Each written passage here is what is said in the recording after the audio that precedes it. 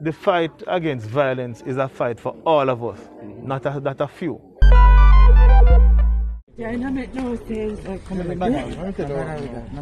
Man, so that would take with my girl short from. You left me up, so you left me up, so you left me up, so you left me for the chair. We heard about this terribly tragic incident which took place here in Havana Heights, in Clarendon, with 4 young persons, 2 sisters and another relative, and the baby father of one of the sisters, all being murdered last night, just after midnight.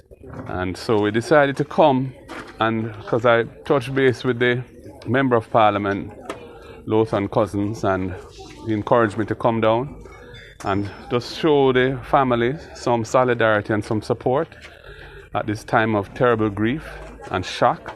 The community as a whole has been going through a series of incidents, but this now has taken it to a whole different level. And, you know, coming to the house, seeing all the children, meeting the mother of the 2 sisters who died, seeing the small room in which they were all put on a bed and then executed, it really is shocking to the conscience. The Jamaica Constabulary Force at this time, we're offering condolences to the bereaved family, and we want to let them know that we are going to be here and to reassure them that we will get to the bottom of this incident, because this incident really ought not to happen, because people are living with each other. And I do not think that dispute, whatever it is, should be settled in a way that it is so heinous. We are one family. In spite of we are law enforcement, we are here to provide security and safety for them. And when we wake up this morning and to hear about this incident is very tragic. My son is a working hard young man. What's the name of your son? Michael Solomon. Where live? Havana Heights Phase 3. He's a working hard young man. Every day work. When he no go out, he help me with my farm. Come and run chicken farm. Michael, you're innocent. God, no, dead left your one son. No, one picking. Plus your baby mother gone, left your baby. Eh? Tell me now. Who is his baby mother? What's her name? Sharona White, one of his siblings, that one of them that died. One of the girl that died, Sharona White. You know, the country is going through the worst of times, between the COVID situation, which is out of control, doesn't appear to be responding to the measures that have been put in place to try and contain it. The crime situation, murders like this happening, murders up 10% year on year, and then the stresses of the cost of living situation where so many prices have been going up and people really suffering. It is really a very dismal situation. And as leaders in the country, it is important that we get on the ground and show the people that we are here with them and that we care about their plight, and just to show that we don't see ourselves as just above them, but we are with them. So, you know, we are calling on the Minister of National Security and the Commissioner of Police, the Chief of Defence Staff of the JDF, to ensure that there is adequate security in this community, because this situation is one of a series that have taken place, but represents a serious escalation and a change to the nature of the violence that has been taking place in here.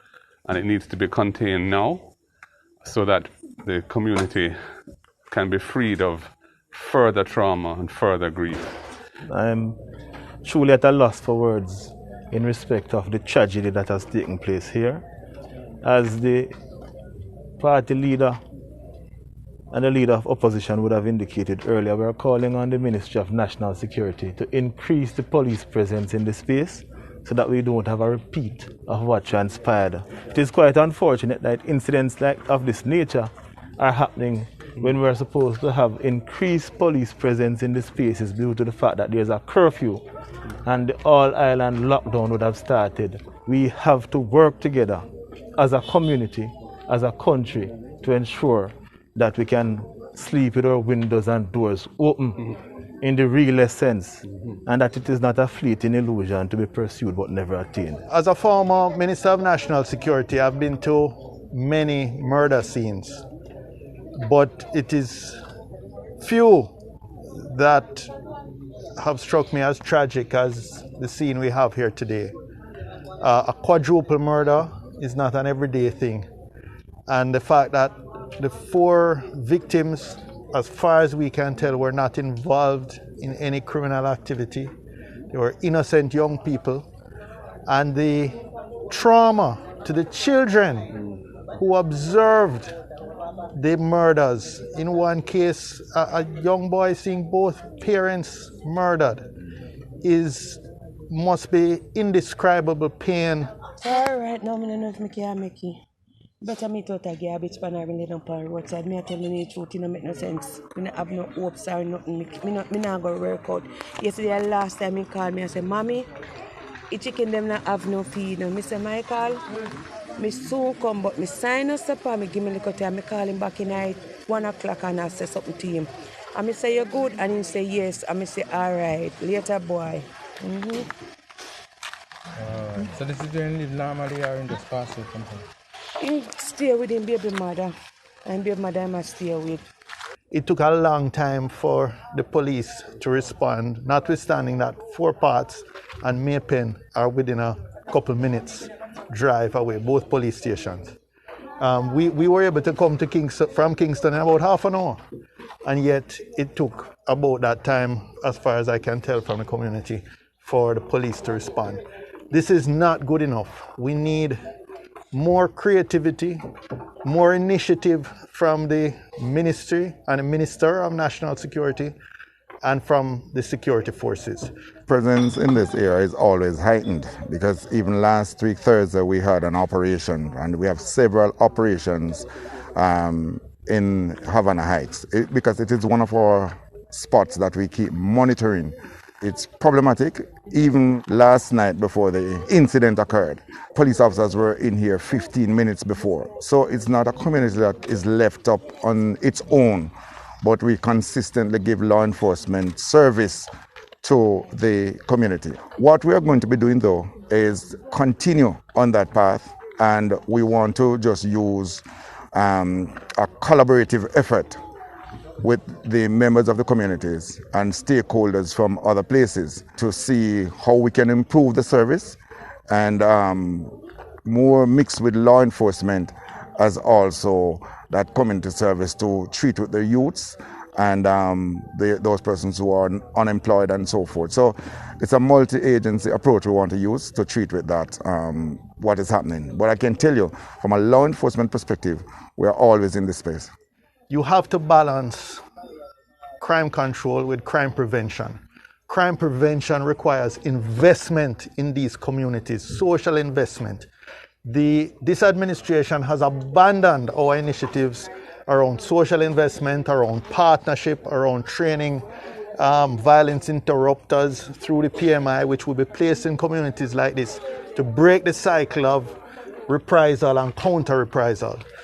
These are all things that don't necessarily cost a lot of money, but with the money spent in a targeted way and effectively, it could improve the quality of life and the safety and security of the people tremendously. 1 year after this government is in power, give them a No, grade. 1 year, 5 years. No. 1 year of the new administration. 1 year of the new administration. Grade them in terms of crime and violence. How would you grade them? Absolute failure. Absolute failure. We have had, from every perspective, certainly in terms of serious and violent crime, the most serious and violent crime, murders and shooting, those are up, despite the fact that we have had the entire country under curfew and lockdown for most of that year.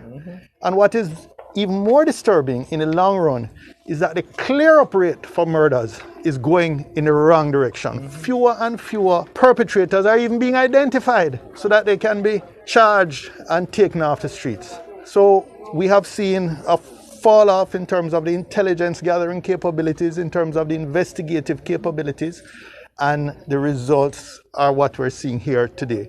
The crime situation is progressively getting worse and worse. And as the opposition leader said, we're dealing with the triple C's of crime, COVID, and the cost of living. Community policing is very important.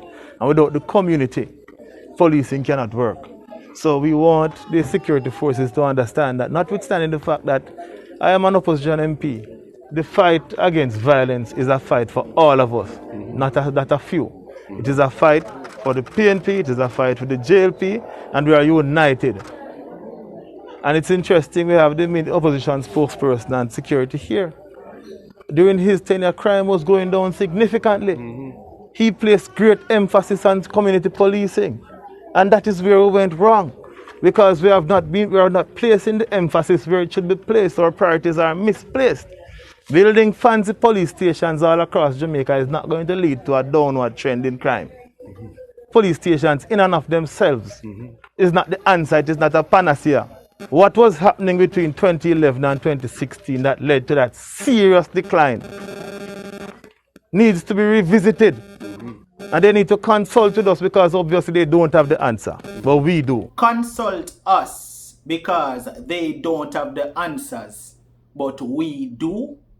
When you hear the last part of what I said a while ago?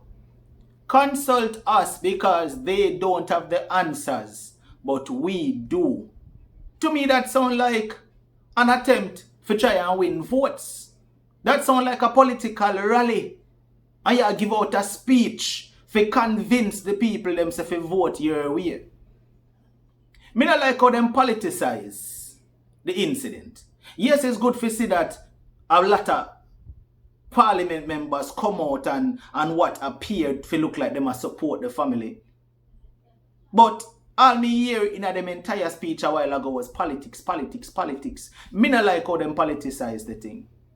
An entire family was murdered. What is the solution to that? Una say una have the answers, but una did have phone run in a parliament too.